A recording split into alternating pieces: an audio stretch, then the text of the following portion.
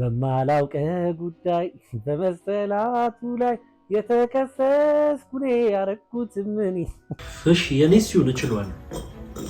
እሱን ትታብኝ ትሄዳለች።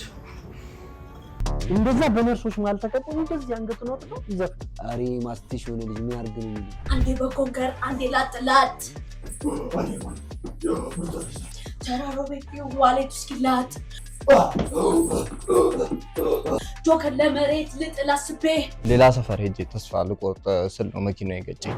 ምን መሰለህ ኬዙ ከወገበታች ነው። ልክ ገብቶኛል ሲያይ ሱሪውን አላልቅም ብሎ እንዳይጻል ሲያሯሩጠን ያዝ።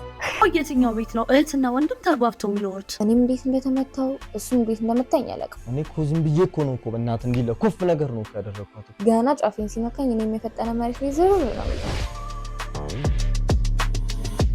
ያያ ቦጋላ አህያም አዲስ ነበረች። አብያ ምቿት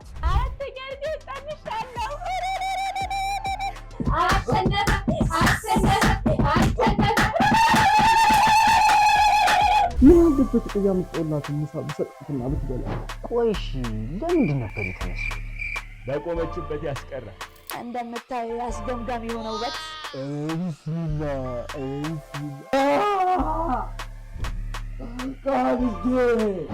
በእግዚአብሔር እጅ ተይዘው እንደዚህ ከሆኑ በጤነኛ ጊዜያቸው ምን አይነት ሰው እንደነበሩ ለመገመት ይከብደኛል። እንዲያው አንጀት አሪፍ ነበር። ሃፒ አንተ እኔ እንኳን እኮ 22 ዓመቴ ነው። ምን ማለት ያው አሁን ነው አንድ ፔሸንት ላይ ቮሚት አድርገው ምንም ነገር በጤና እንዳታስደም ዜና እንስማ እንጂ